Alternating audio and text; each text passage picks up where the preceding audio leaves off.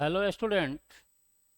आज का class consolidated balance sheet का फाइनेंशियल स्टेटमेंट को हम लोग कैसे प्रिपेयर करते हैं, उस संबंध में हम लोग सीखेंगे कि कंसोलिडेटेड बैलेंस शीट में जो भी फाइनेंशियल स्टेटमेंट तैयार होता है उसके लिए कौन सा अकाउंटिंग स्टैंडर्ड लागू होता है, और इसमें होल्डिंग कंपनी कौन होता है और सब्सिडरी कंपनी कौन होता है, कौन कौन सा टर्म एंड कंडीशन है होल्डिंग और सब्सिडरी कंपनी के बीच में।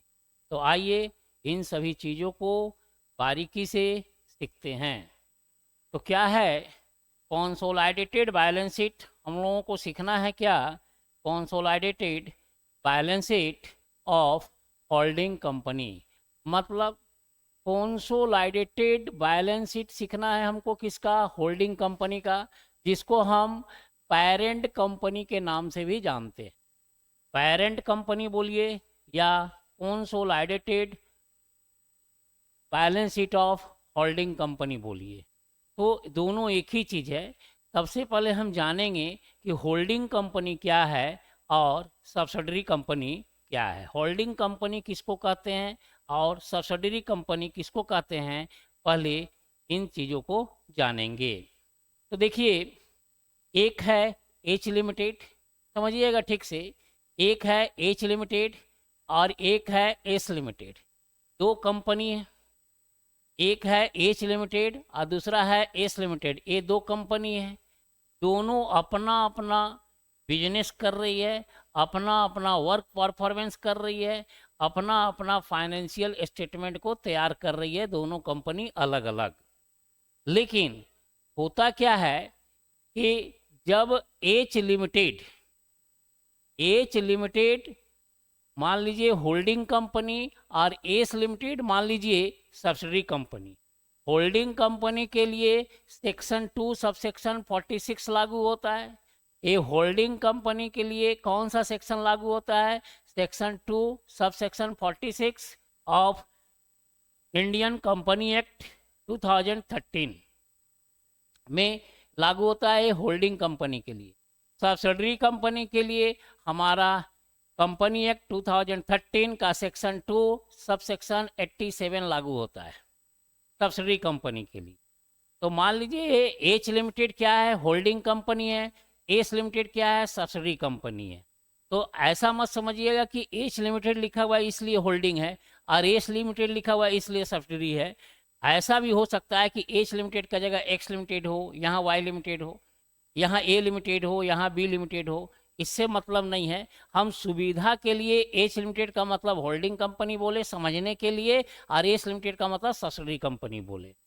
तब अब समझना है क्या कि H limited means holding company और S limited means subsidiary company. ये होल्डिंग कंपनी कब बन जाता है और ये सब्सिडरी कंपनी कब बन जाता है, दोनों के लिए सेक्शन अलग अलग है। होल्डिंग कंपनी के लिए section 2 subsection 46 of company act 2013 है, और सब्सिडरी कंपनी के लिए section 2 subsection 87 of company act 2013 है। होल्डिंग कंपनी कब होता है, सब्सिडरी कंपनी कब होता है, इस बातों को समझने के लिए दो टर्म एंड कंडीशन को फुलफिल करना पड़ेगा। जब कोई भी कंपनी दो टर्म एंड कंडीशन को फुलफिल करता है तब वो होल्डिंग कंपनी कहलाता है, और दूसरा कंपनी सब्सिडरी कंपनी कहलाएगा। तो वो दो टर्म एंड कंडीशन क्या है, आइए उसको जानते हैं। देखिए, दो term and condition number 1, term and condition number 2, ये दो टर्म एंड कंडीशन को फुलफिल करना होगा। क्या है टर्म एंड कंडीशन? जब H limited means holding company, जब H limited holds more than 50% of equity share in S limited. मतलब क्या बोल रहा है? जब एच लिमिटेड, ये जो एच लिमिटेड है ये किसका? एस लिमिटेड का 50% से अधिक शेयर को परचेज कर लेता है, होल्ड कर लेता है। एच लिमिटेड एस लिमिटेड का 50% से अधिक, मोर देन 50% से अधिक शेयर कौन ले लेता है? होल्डिंग कंपनी ले लेता है, किसका शेयर ले लेता है? सब्सिडरी कंपनी का।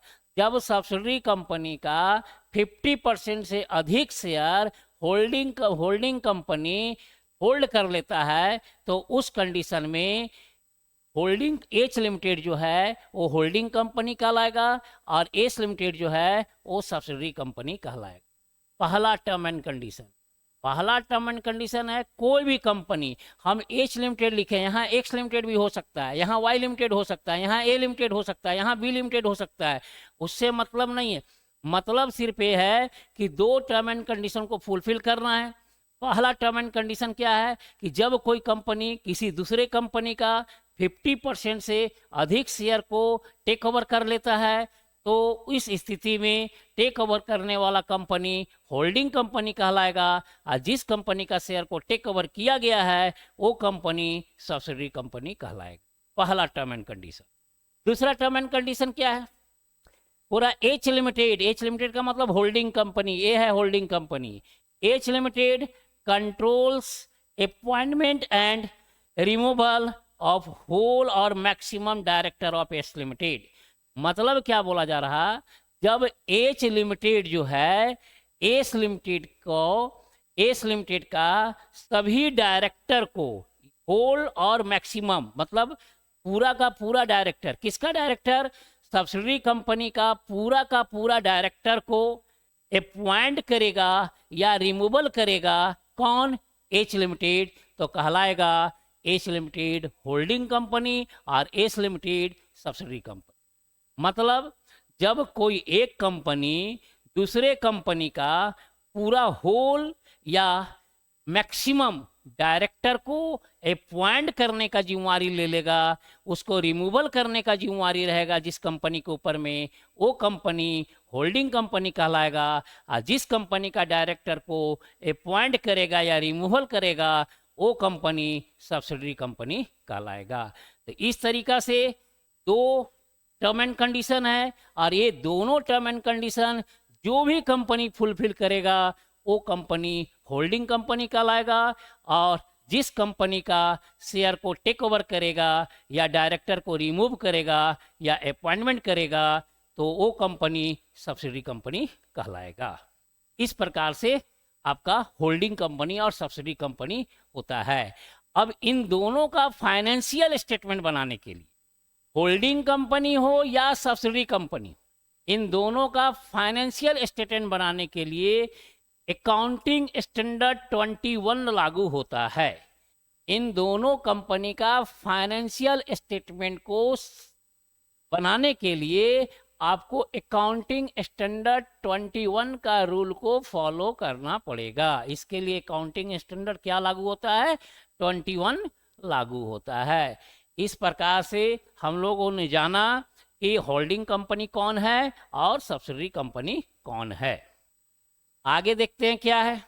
दो टर्म एंड कंडीशन है। अगर दोनों टर्म एंड कंडीशन, पहला टर्म एंड कंडीशन क्या है कि होल्डिंग कंपनी जो है H limited holds more than 50% equity share in S limited. मतलब एच लिमिटेड जो है एस लिमिटेड का 50% से अधिक शेयर टेक ओवर करेगा, तो इस स्थिति में एच लिमिटेड होल्डिंग हो जाएगा और एस लिमिटेड सब्सिडरी कंपनी हो जाएगा। और क्या बताएं, एच लिमिटेड कोई जरूरी नहीं कि हम एच लिमिटेड लिखे इसलिए होल्डिंग हुआ, एस लिमिटेड लिखे इसलिए सब्सिडरी हुआ, ऐसा कोई जरूरी नहीं है। एच लिमिटेड का जगह हम ए लिमिटेड लिखते तब भी होल्डिंग होता, एक्स लिमिटेड लिखते तब भी होल्डिंग होता, और एस लिमिटेड का जगह बी लिमिटेड लिखते तब भी सब्सिडरी होता, और वाई लिमिटेड लिखते तब भी सब्सिडरी होता। इससे मतलब सिर्फ ये है कि ये दो कंडीशन में से किसी एक कंडीशन को जो भी कंपनी फुलफिल करेगा वो होल्डिंग होगा, और जिस कंपनी का कंडीशन को फुलफिल किया जाएगा वो कंपनी सब्सिडरी कंपनी कहलाएगा। अब आइए आगे देखते हैं क्या है। आगे कहा जा रहा क्या, आइए एच लिमिटेड का मतलब होल्डिंग कंपनी का। याद रखिएगा, जहां हम एच लिमिटेड बोले समझिएगा कि होल्डिंग कंपनी की बात हो रहा है, और जहां एस लिमिटेड बोले वहां समझिएगा सब्सिडरी कंपनी की बात हो रहा है। अभी हम एग्जाम्पल देकर समझाने का प्रयास कर रहे हैं होल्डिंग और सब्सिडरी का, इसलिए हम एच लिमिटेड और एस लिमिटेड को यूज कर रहे हैं। जब बाद में न्यूमेरिकल क्वेश्चन हल करेंगे तो कोई ज़रूरी नहीं है कि एच लिमिटेड होगा, वहाँ पर एक्स लिमिटेड हो सकता है, वाई लिमिटेड हो सकता है, जेड लिमिटेड हो सकता है, मोहन हो सकता है, सोहन लिमिटेड हो सकता है। बस हमको समझना क्या है कि होल्डिंग कौन है, सब्सिडरी कौन है। अभी चैप्टर को समझाने का प्रयास कर रहे हैं, इसलिए हम एग्जाम्पल ले रहे हैं केवल एच लिमिटेड और एस लिमिटेड का। तो जहां हम एच लिमिटेड बोलेंगे समझिएगा होल्डिंग कंपनी की बात हो रहा है, और जहां एस लिमिटेड बोला जाएगा समझिएगा सब्सिडरी कंपनी की बात हो रहा है। देखिए, H limited means holding company का फाइनेंशियल स्टेटमेंट तैयार होता है। तो होल्डिंग कंपनी का फाइनेंशियल स्टेटमेंट क्या तैयार होता है, होल्डिंग कंपनी अपने फाइनेंशियल स्टेटमेंट में क्या बनाती है? तो होल्डिंग कंपनी अपने फाइनेंशियल स्टेटमेंट में बनाती क्या है, statement of profit and loss, फिर बनाती है बैलेंस शीट, और फिर बनाती है कैश फ्लो स्टेटमेंट। कोई भी कंपनी तीन तरह का स्टेटमेंट को तैयार करती है। एक बनाती है क्या, स्टेटमेंट ऑफ पीएल, दूसरा बनाती है बैलेंस शीट, और तीसरा बनाती है कैश फ्लो स्टेटमेंट। ये फाइनेंशियल स्टेटमेंट बनता है किसका, होल्डिंग कंपनी का। और ये होल्डिंग कंपनी जिस प्रकार से फाइनेंशियल स्टेटमेंट अपना बनाती है, ठीक इसी प्रकार से सब्सिडरी कंपनी भी अपना फाइनेंशियल स्टेटमेंट तैयार करती होगी। सेपरेट क्या है, ये तो आपका है स्टेटमेंट ऑफ पीएल, ये है बैलेंस शीट, और ये क्या है कैश फ्लो स्टेटमेंट। ये तीन चीज बनाती है सब्सिडरी कंपनी में। मतलब मान लीजिए कि ए लिमिटेड है और एक है बी लिमिटेड। अब ए लिमिटेड जो है बी लिमिटेड का 60% शेयर को टेक ओवर कर लिया। 60% शेयर टेक ओवर किया कौन, ए लिमिटेड टेक ओवर किया किसका, बी लिमिटेड का। तो इस कंडीशन में ए लिमिटेड क्या कहलाया, होल्डिंग कंपनी। ए लिमिटेड क्या कहलाया, होल्डिंग कंपनी कहलाया। ए लिमिटेड कहलाया क्या, होल्डिंग कंपनी, और बी लिमिटेड क्या कहलाया, सब्सिडियरी कंपनी। बी लिमिटेड क्या कहलाया, सब्सिडियरी कंपनी।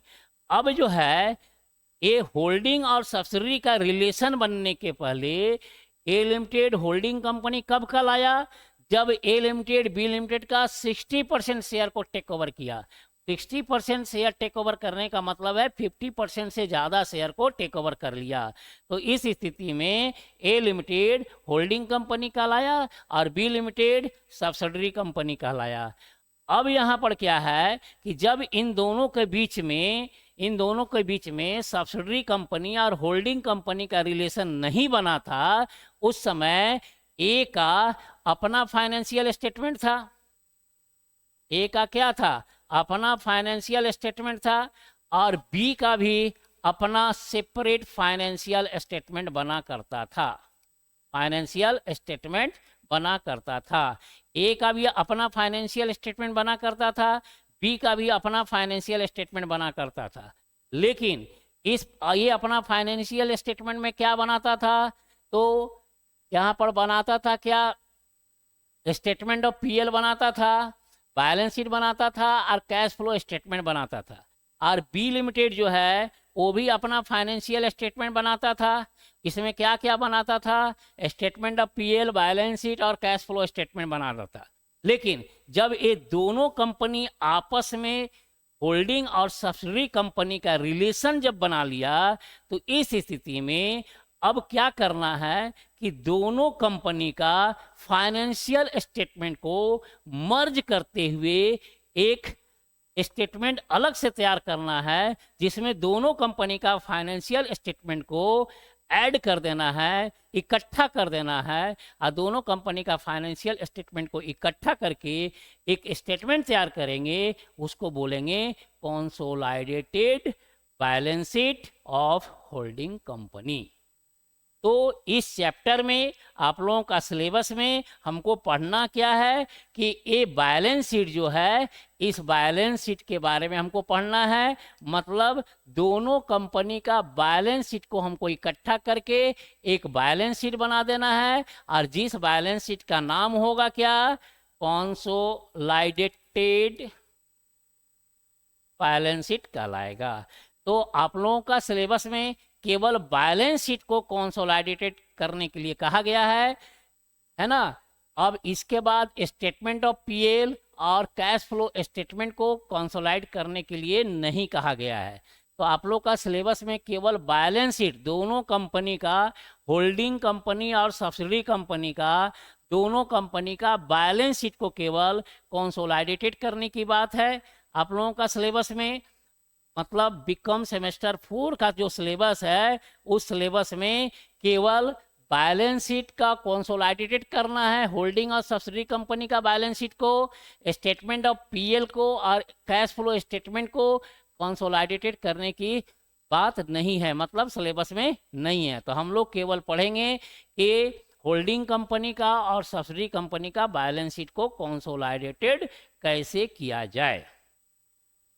तो उसको पढ़ने के पहले हमको समझना होगा कुछ बातों को कि जो है होल्डिंग कंपनी कब होल्डिंग होता है और कब सब्सिडरी कंपनी होता है। ये तो हम लोग सीख लिए कि कोई भी कंपनी होल्डिंग कंपनी कब बन जाएगा और सब्सिडरी कंपनी कब बनेगा। इन बातों को हम लोग जाने कि होल्डिंग कंपनी कब होता है और सब्सिडरी कंपनी कब होगा। अब आते हैं आगे। तो फाइनेंशियल स्टेटमेंट में बताए थे, होल्डिंग कंपनी हो चाहे सब्सिडरी कंपनी हो, फाइनेंशियल स्टेटमेंट में क्या क्या बनता है। तो स्टेटमेंट ऑफ पीएल बनता है, बैलेंस शीट बनता है और कैश फ्लो स्टेटमेंट बनता है। और इसके बाद ये सेपरेट, जब होल्डिंग कंपनी बनाएगा तो होल्डिंग कंपनी कैसे बनाएगा, एक सेपरेट बनाएगा। सेपरेट बने उसमें सिर्फ होल्डिंग कंपनी का स्टेटमेंट ऑफ पीएल रहेगा, सिर्फ होल्डिंग कंपनी का बैलेंस शीट रहेगा और सिर्फ होल्डिंग कंपनी का कैश फ्लो स्टेटमेंट रहेगा। मीन्स सेपरेट बनाएगा। Holding company separate statement of PL separate बनाएगा, स्टेटमेंट ऑफ बैलेंस शीट जो बनाएगा वो सेपरेट बनाएगा और कैश फ्लो स्टेटमेंट भी सेपरेट बनाएगा। और साथ साथ में देखिए प्लस है, प्लस साथ साथ में होल्डिंग कंपनी और सब्सिडरी कंपनी दोनों को मिलाकर एक बनाएगा statement of PL. Holding company और सब्सिडरी कंपनी दोनों को मिलाकर बनाएगा क्या, बैलेंस शीट। होल्डिंग कंपनी और सब्सिडरी कंपनी दोनों मिलाकर क्या बनाएगा, कैश फ्लो स्टेटमेंट। तो आप लोगों को सिलेबस में ये चीज़ नहीं पढ़ना है, ये चीज़ नहीं पढ़ना है। आप लोगों को केवल बैलेंस शीट जो कंसोलिडेटेड बनेगा, जिसमें एच लिमिटेड और एस लिमिटेड दोनों का बैलेंस शीट शामिल होगा और एक नया बैलेंस शीट बनेगा। बस आप लोगों का सिलेबस में इसी चीज़ को पढ़ना है। तो अब आइए देखते हैं टाइप ऑफ होल्डिंग। होल्डिंग कितने प्रकार का होता है।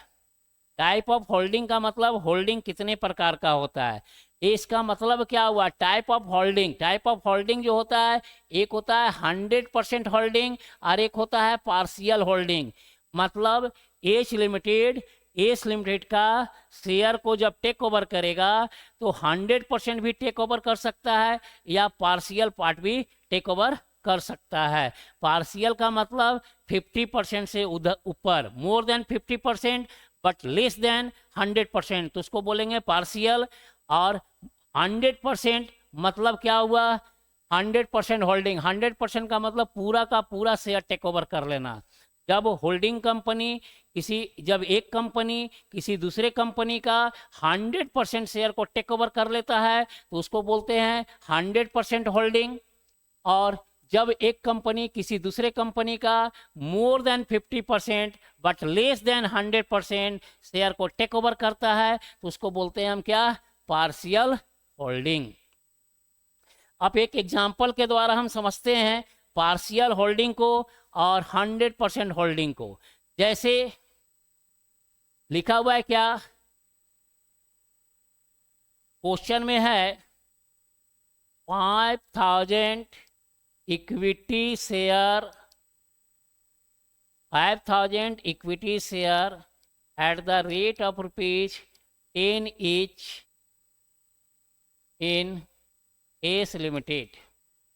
मतलब एस लिमिटेड के पास 5,000 इक्विटी शेयर है और एक इक्विटी शेयर का दाम 10 रुपया है। क्या हुआ, ये पूरा का पूरा 5,000 इक्विटी शेयर को कौन परचेज कर लिया, एच लिमिटेड। ये एच लिमिटेड जो है, एच लिमिटेड पूरा ये 5,000 इक्विटी शेयर को टेक ओवर कर लेता है, कौन, एच लिमिटेड। तो यहाँ पर ये 5,000 इक्विटी शेयर था किसका, एस लिमिटेड का, और एस लिमिटेड का ये 5,000 इक्विटी शेयर था, पूरा का पूरा 5,000 शेयर टेक ओवर किया कौन, एच लिमिटेड। एच लिमिटेड का मतलब होल्डिंग कंपनी और एस लिमिटेड का मतलब सब्सिडरी कंपनी। मतलब एस लिमिटेड का 5,000 शेयर को पूरा टेक ओवर कर लिया एच लिमिटेड, मीन्स 100% होल्डिंग हो गया। मतलब क्या हुआ, 100% होल्डिंग हो गया, मतलब टोटल का टोटल शेयर को परचेज कर लिया। तो कहेंगे क्या, 100% होल्डिंग। पार्शियल होल्डिंग किसको कहेंगे, मान लीजिए इसी क्वेश्चन में कितना शेयर था, 5,000 शेयर था। इसी क्वेश्चन में क्या था, 5,000 शेयर था। अब ये क्या हुआ, यहाँ पर एस लिमिटेड का 5,000 शेयर था और एच लिमिटेड जो है इस 5,000 शेयर में से मान लीजिए क्या, ये 5,000 शेयर में से कितना शेयर को परचेज किया, तो 5,000 शेयर में आपका 4,000 शेयर को परचेज कर लिया। ये 5,000 शेयर में से एच लिमिटेड टेक ओवर किया कितना शेयर, तो 5,000 शेयर में से मात्र 4,000 शेयर क्या किया, परचेज कर लिया। तो 4,000 शेयर परचेज कर लिया, मतलब क्या हुआ, 100% तो हुआ नहीं। 5,000 शेयर में 4,000 शेयर खरीदा, तो कितना परसेंट शेयर खरीदा, 5,000 शेयर में 4,000 शेयर खरीद लिया, मीन्स 4,000 आउट ऑफ 5,000। 4,000 शेयर खरीदा कितना में, 5,000 शेयर में। 5,000 शेयर किसका था, एस लिमिटेड का था। तो एस लिमिटेड का 5,000 शेयर में से 4,000 शेयर एच लिमिटेड परचेज कर लिया। तो कहा जाएगा कि पार्शियल होल्डिंग है या 100% होल्डिंग है, मीन्स 100% होल्डिंग है या पार्शियल होल्डिंग है। तो 100% होल्डिंग का मतलब 5 का 5 पूरा खरीदता तब 100% होता, लेकिन 5,000 में कितना खरीदा, 4,000 खरीदा, मतलब 4,000 आउट ऑफ 5,000 शेयर, इसलिए 100 में कितना हुआ, 1 0 1 0 1 0 कैंसिल, 1 0 1 0 1 0 कैंसिल, 5 से काटे 80%, मतलब 80% शेयर खरीद लिया। तो ये पार्शियल होल्डिंग हो गया। ये क्या हुआ, पार्शियल होल्डिंग हो गया। कितना शेयर खरीदा, 80% शेयर खरीद लिया, कौन, एच लिमिटेड। किसका, एस लिमिटेड का। तो इसको क्या कहेंगे, partial holding, means more than 50% खरीदा बट लेस देन 100%, तो उसको कहेंगे क्या हम, पार्शियल होल्डिंग। तो अब आप लोगों को समझ में आ गया होगा, टाइप ऑफ होल्डिंग दो प्रकार का होता है, एक 100% और एक पार्शियल होल्डिंग। 100% कब कहेंगे, जब 100% शेयर को परचेज कर लेगा तब 100% होल्डिंग कहलाएगा, और यदि 5,000 से कम शेयर खरीदता है तो पार्शियल होल्डिंग कहलाएगा, लेकिन 50% से अधिक होना चाहिए। कम 100% से कम होना चाहिए, लेकिन 50% से अधिक होना चाहिए, तभी वो होल्डिंग और सब्सिडी का रूप धारण करेगा, अन्यथा होल्डिंग और सब्सिडी कंपनी नहीं कहलाएगा। होल्डिंग कंपनी कहलाने के लिए और सब्सिडी कंपनी के लिए कम से कम 2 टर्म एंड कंडीशन है, उसको फुलफिल करना होगा। पहला टर्म एंड कंडीशन 100% शेयर को टेक ओवर करना होगा, और नहीं तो मोर देन 50% शेयर को टेक ओवर करना होगा, but less than 100%। Partial holding करना होगा या 100% होल्डिंग करना होगा। दूसरा, सब्सिडी कंपनी का जितना भी डायरेक्टर है उसका अपॉइंटमेंट, मैक्सिमम डायरेक्टर का अपॉइंटमेंट और रिमूवल का जिम्मेवारी किसके ऊपर में रहेगा, होल्डिंग के ऊपर में रहेगा, होल्डिंग कंपनी के ऊपर में रहेगा, तभी वो होल्डिंग कंपनी कहलाएगा। और जिस कंपनी का डायरेक्टर को रिमूवल किया जाएगा या अपॉइंटमेंट किया जाएगा वो सब्सिडी कंपनी कहलाएगा। अब आइए समझते हैं एग्जाम्पल से। एक एग्जाम्पल लेते हैं। मान लीजिए कंपनी है, किसी कंपनी का बैलेंस शीट है, हम एक एग्जाम्पल के द्वारा समझना चाहते हैं होल्डिंग कंपनी और सब्सिडी कंपनी का। मान लीजिए कोई कंपनी है, मान लीजिए अब ए लिमिटेड है, एच लिमिटेड नहीं लिख रहे हैं, ए लिमिटेड है। मान लीजिए ए लिमिटेड कंपनी है और ए लिमिटेड कंपनी का बैलेंस शीट दिया हुआ है, balance sheet of A limited as on 31 दिसंबर 2020 का बैलेंस शीट है। क्योंकि हमारा कंपनी एक्ट 2013 सेक्शन 129 इजाज़त नहीं देता है इस प्रकार से बैलेंस शीट बनाने के लिए, लेकिन अभी हम प्रॉपर रूप से क्वेश्चन को हल नहीं कर रहे हैं, अभी केवल हम चैप्टर को समझाने का दृष्टिकोण से बैलेंस शीट बना रहे हैं। इसलिए पूरा फुल फॉर्मेट जो बैलेंस शीट का होता है कंपनी का, उस बैलेंस शीट को हम यहाँ पर अभी ट्रीट नहीं कर रहे हैं। और हम अभी ओल्ड मेथड से जो बैलेंस शीट बनता था, पुराना जो बैलेंस शीट जैसे बनता था, उस बैलेंस शीट के आधार पर हम केवल अभी चैप्टर को समझाने का प्रयास कर रहे हैं। जब न्यूमेरिकल क्वेश्चन शुरू हो जाएगा, सॉल्व करना शुरू कर देंगे, उस समय जो कंपनी एक्ट 2013 का जो बैलेंस शीट का फॉर्मेट है, उस फॉर्मेट पर बैलेंस शीट बनाकर ही कंसोलिडेटेड बैलेंस शीट को सॉल्व करना होगा। लेकिन अभी फिलहाल हम एग्जाम्पल के द्वारा समझाना चाह रहे हैं चैप्टर को, इसलिए पुराना बैलेंस शीट को हम यूज कर रहे हैं। तो मान लीजिए ए लिमिटेड का है बैलेंस शीट, ए लिमिटेड का एज ऑन 31 दिसंबर 2020 को बैलेंस शीट में ए लाइबिलिटीज है, ए अमाउंट है, ए एसेट्स है और ए अमाउंट है। और इसके बाद इस बैलेंस शीट में यहाँ पर मान लीजिए लिखा हुआ है क्या, 5000 शेयर, 5000 शेयर, या ऐसा लिखा हुआ है share capital at the rate of ₹10 each, और यहाँ लिखा हुआ है 50,000। याद रखिएगा केवल शेयर कैपिटल लिखा हुआ है। जब क्वेश्चन में शेयर के आगे इक्विटी न लिखा हुआ रहे, प्रेफरेंस न लिखा हुआ रहे, तो हम क्या मानते हैं, इक्विटी शेयर मानते हैं। तो यहाँ पर केवल शेयर कैपिटल लिखा हुआ है, मीन्स इस शेयर का आगे कुछ नहीं, मतलब इक्विटी शेयर है। तो शेयर कैपिटल 10 रुपया वाला शेयर है, कितने का, 50,000 रुपये का। इसके बाद लाइबिलिटीज है, ए लिमिटेड का लाइबिलिटीज है, ए लिमिटेड का लाइबिलिटीज कितने का है, तो ए लिमिटेड का लाइबिलिटीज मान के चलिए कितने का है, 60,000 का है। और इधर एसेट्स है, ए लिमिटेड का एसेट्स है टोटल कितना, तो 1 लाख ए लिमिटेड का एसेट्स है। और ए एसेट्स में मान लीजिए यहाँ पर ए लिमिटेड नहीं है, यहाँ पर मानते हैं ए लिमिटेड नहीं है, क्या है, तो मान के चलिए क्या है, ये बी लिमिटेड। चलिए होल्डिंग सब्सिडी नहीं लिखते हैं हम, ए लिमिटेड बी लिमिटेड करके समझते हैं। ये बी लिमिटेड का बैलेंस शीट है और यहाँ पर टोटल एसेट्स है 1,10,000 रुपये। समझिएगा थोड़ा ठीक से कि इस चैप्टर में हमको करना क्या है, बनाना क्या है। तो फाइनेंशियल स्टेटमेंट में स्टेटमेंट ऑफ पीएल बनता है, बैलेंस शीट बनता है, कैश फ्लो स्टेटमेंट बनता है, लेकिन हम लोगों का सिलेबस में केवल बैलेंस शीट को कंसोलिडेटेड करने के लिए पढ़ना है कि कैसे कंसोलिडेटेड होगा balance sheet. Statement of PL और कैश फ्लो स्टेटमेंट को कंसोलिडेटेड करने के लिए हम लोग का सिलेबस में नहीं है। तो मान लीजिए बी लिमिटेड का बैलेंस शीट है, टोटल बैलेंस शीट ऐड होकर आया 1,10,000 और यहाँ भी लिखा हुआ है 1,10,000, ठीक है। अब इसके बाद साथ साथ में एक और बैलेंस शीट बना हुआ है, साथ साथ में एक और बैलेंस शीट बना हुआ है। और वो जो दूसरा बैलेंस शीट बना हुआ है वो किसका बना हुआ है, ये था आपका बी लिमिटेड का, और एक और बैलेंस शीट है वो किसका है, balance sheet of A limited. अब ए लिमिटेड का बैलेंस शीट है एज ऑन 31 दिसंबर 2020 का। तब ए लिमिटेड का बैलेंस शीट है, मीन्स दोनों कंपनी अपना अपना वर्क परफॉर्मेंस कर रहा था और अपना अपना फाइनेंशियल स्टेटमेंट बना कर रखे हुए था। यहाँ लायबिलिटीज है इसका, और यहाँ अमाउंट है, यहाँ एसेट्स है और यहाँ अमाउंट है। यहाँ पर लिखा हुआ है क्या,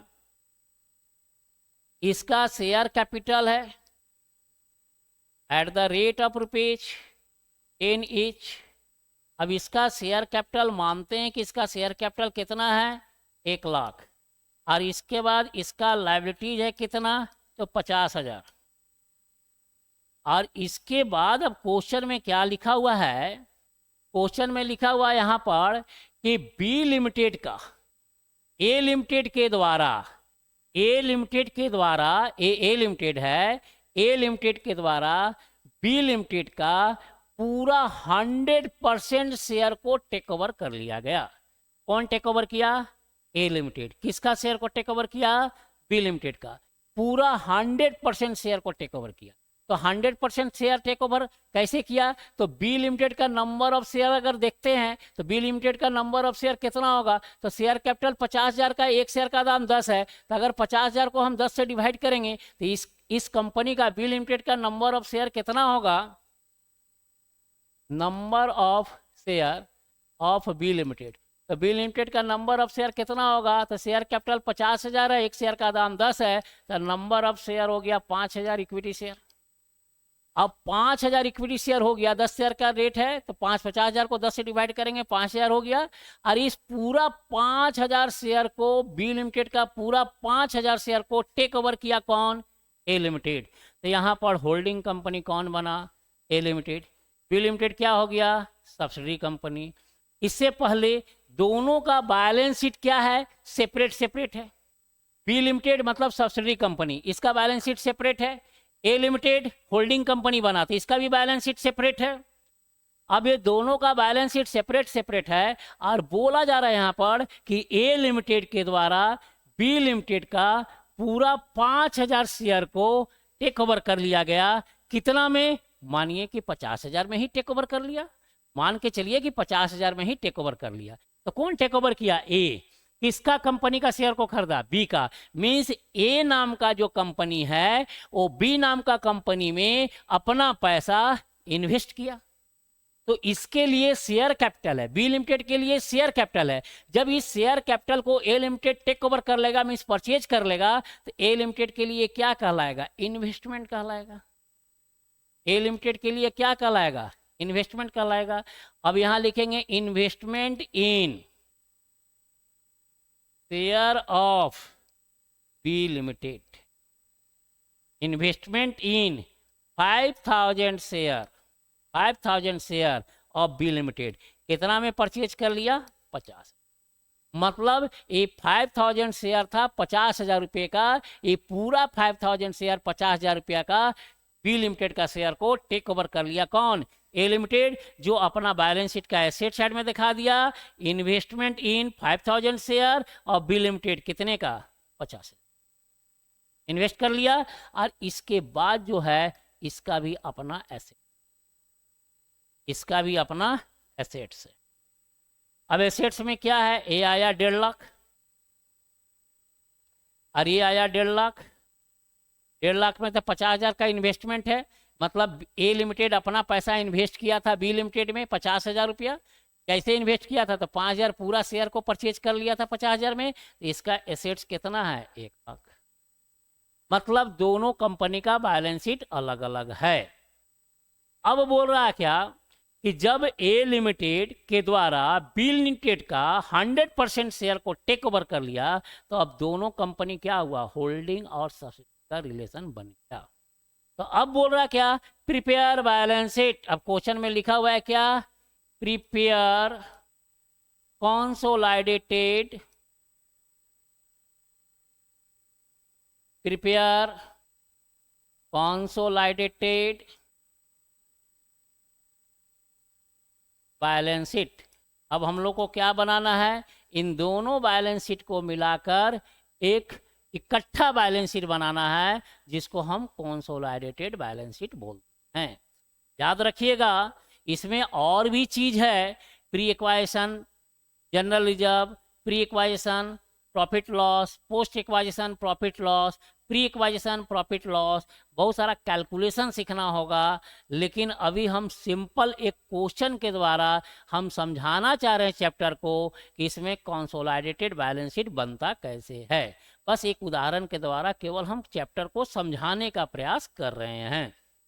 तो अब आइए, ये दोनों बैलेंस शीट तो सेपरेट सेपरेट था, लेकिन अब दोनों बैलेंस शीट को मिलाकर इकट्ठा नया बैलेंस शीट बनाना है, जिसका नाम होगा कंसोलिडेटेड बैलेंस शीट। ध्यान में रखिएगा, कंसोलिडेटेड बैलेंस शीट बनाते समय सभी चीज को लिखेंगे कंसोलिडेटेड बैलेंस शीट में। लेकिन ये जो इन्वेस्टमेंट किया 50,000 रुपये का, ये जो इन्वेस्टमेंट किया 50,000 रुपया का ए लिमिटेड, किसमें? बी लिमिटेड में। ये 50,000 रुपया का इक्विटी शेयर को परचेज कर लिया। तो जब कंसोलिडेटेड बैलेंस शीट बनाएंगे तो ए चीज और ए चीज दोनों कॉमन हो गया। ये 50,000 और ये 50,000 दोनों कॉमन हो गया। तो कंसोलिडेटेड बैलेंस शीट बनाते समय कॉमन चीज को नहीं लिखेंगे, मतलब इसको भी नहीं लिखेंगे कंसोलिडेटेड बैलेंस शीट में और इसको भी नहीं लिखेंगे। तो क्यों नहीं लिखेंगे? क्योंकि ए लिमिटेड जो है अपना पैसा इन्वेस्ट किया बी लिमिटेड में और 100% शेयर को टेक ओवर कर लिया। तो बी लिमिटेड भी तो ए लिमिटेड का ही है, तो बी लिमिटेड भी ए लिमिटेड का ही है ना। तो अपना कंपनी में अपना पैसा इन्वेस्ट किया तो उसको दोनों तो कॉमन हो गया। ये 50,000 दोनों कॉमन हो गया। तो कंसोलिडेटेड बैलेंस शीट बनाते समय कॉमन चीज को नहीं लिखा जाएगा।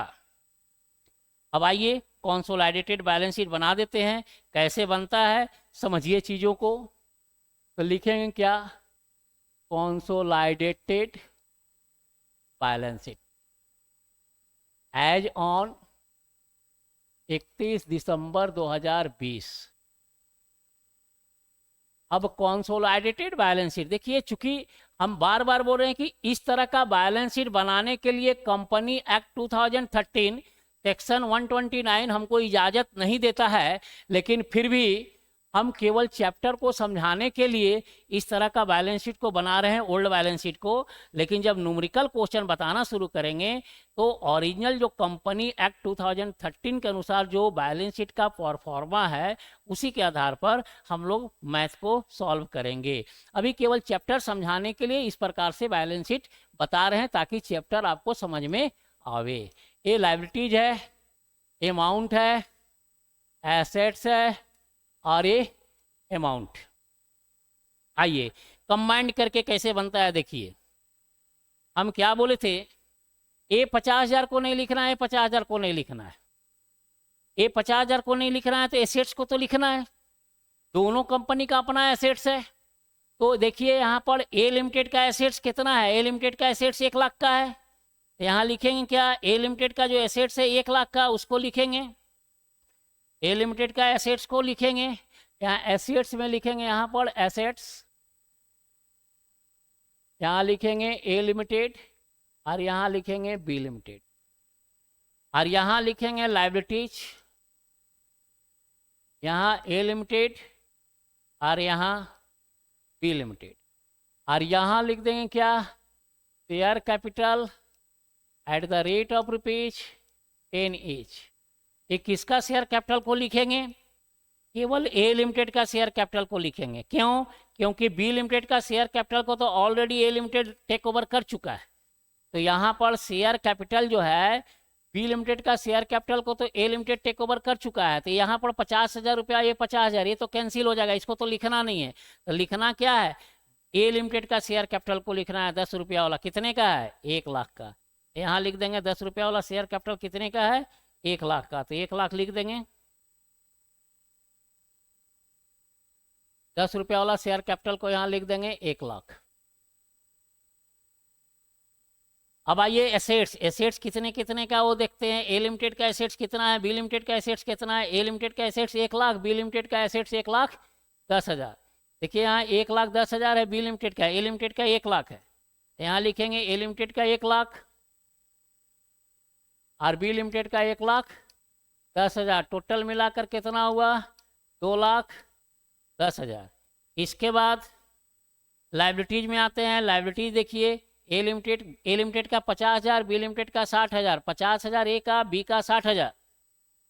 50,000 ए लिमिटेड का है 50,000 लायबिलिटीज और बी लिमिटेड का लायबिलिटीज है 60,000। ये दोनों को जोड़कर बाहर कर देंगे 1,10,000। अब इसको ऐड करेंगे तो ये आ जाएगा 2,10,000 और इधर आया 2,10,000। इस प्रकार से हमारा दोनों कंपनी का मिलाकर इकट्ठा जो बैलेंस शीट बनकर रेडी हुआ, इसी को हम बोलते हैं कंसोलिडेटेड बैलेंस शीट। तो हमें आशा है कि आप लोगों को कंसोलिडेटेड बैलेंस शीट का कॉन्सेप्ट बहुत अच्छे तरीका से समझ में आया होगा।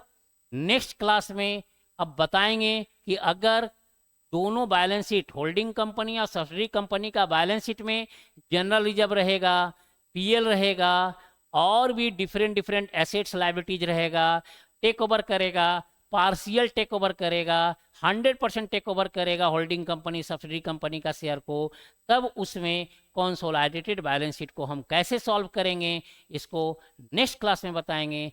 आज का क्लास को हम यहीं समाप्त करते हैं। Thank you.